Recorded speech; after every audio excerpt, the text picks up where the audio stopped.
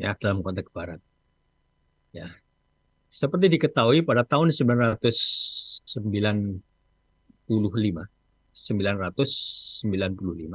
terjadi perang salib selama 200 tahun walaupun tidak tiap hari. Secara umum Islam masih menang, kaum muslimin menang. Tapi sungguhnya tentara salib itu belajar mengenai the golden age of Muslim history tadi. Lalu mereka menyimpulkan bahwa bangunan mengenai peradaban Islam, apa yang kita sebut sebagai the golden age tadi, masa keemasan itu dibangun atas dasar prinsip adanya wahyu. Dalam konteks tadi itu adalah kita bicara soal yang tertinggi nilai adalah akidah tadi, dan akidah yang tertinggi adalah tauhid tadi itu. Ya, jadi ada wahyu. Yang kedua adalah akal. Ya, yang ketiga adalah pembuktian empirik, dan yang keempat adalah intuisi. Walaupun dalam dunia Islam, ya, itu sendiri, ya, itu yang pertama tetap wahyu, tapi yang kedua, misalnya ya, Imam Al-Ghazali menempatkan yang kedua itu adalah intuisi, domir, wujudan. Ya. Sedangkan Ibnu menempatkan akal itulah yang kedua. Tapi nanti Ibnu Taimiyah menempatkan yang kedua itu adalah pengalaman empiris. Al-haqiqah fil a'yan la fil adhan. Itu kata Ibnu Taimiyah. Ya. Tapi yang pertama pasti wahyu. Maka inilah kemudian dibawa dalam kaitannya ke barat, ke dunia barat. Nah, dunia barat tentu tidak mau menerima wahyu yang itu dijadikan ya paradigma utama dalam konteks bangunan dunia sains Islam yang menjadi elan vital dari peradaban tadi itu. Ya, yang elan vital tertingginya nanti adalah tauhid tadi itu, ya. Maka mereka tidak mau. Nah, lalu mereka menggunakan akal pikirannya, ya. Maka disitulah kemudian lahir tokoh-tokoh seperti Descartes. Ada tokoh-tokoh yang bersifat yang mengambil intuisi tadi itu, kita sebutkan misalnya Immanuel Kant. Tapi juga ada tokoh-tokoh barat yang kemudian meletakkan yang utama bagian penting itu adalah sekali hal yang empirik, misalnya John Locke. Nah, mereka tidak mau wahyu tadi itu.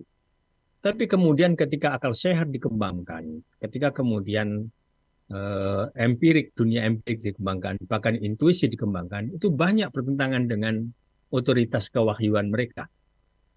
Maka akhirnya terjadilah yang kita sebut dengan split personality. Ketika jadi split personality ini lama-lama lalu menjadilah cikal bakal adanya sekularisme.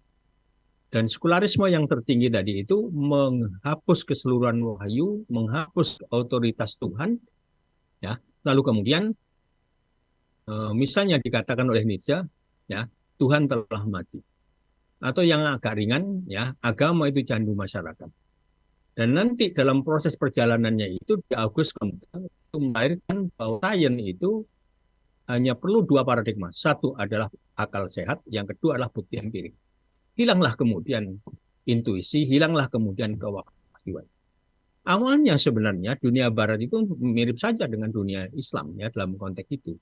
Ya, ya tentu yuk bagi orang-orang yang beragama ya. Tuhan ditempatkan yang di atas. Siapapun Tuhan itu dan berapapun Tuhan itu. Yang kedua manusia, yang kedua, yang ketiga kemudian adalah amal perbuatannya, dan yang keempat adalah alam ya, alam. Walaupun tentu ada beberapa perkecualian. Tapi dalam perkembangan perjalanan sains itu. Maka kemudian ketika wahyu tidak ada di dalam konteks barat, ketika Tuhan tidak dapat tempat lagi, maka kemudian lahirlah dalam konteks barat itu apa yang disebut dengan falsafah eksistensialisme. Maka dalam falsafah eksistensialisme itu manusia ada pada reverse structure. Manusia ada pada di atas. Ya, jadi manusia itu. Ya. Nah, sekali lagi. Tapi kemudian pada revolusi industri, ini mulai kemudian yang kita sebut dengan era industri ya 1.0 itu. Ya. Kemudian diteruskan, itu justru manusia semakin hari semakin hilang. Yang terwujud adalah kemudian adalah karya manusia. Ya, ini HP ini adalah karya manusia dan kita hilang. Ya, kita hilang. Sekali lagi di situ kita seperti itu. Nah, ini sekali lagi, maka peradaban yang begini akan peradaban yang akan menghancurkan umat manusia, walaupun berbasis pada sains dan teknologi.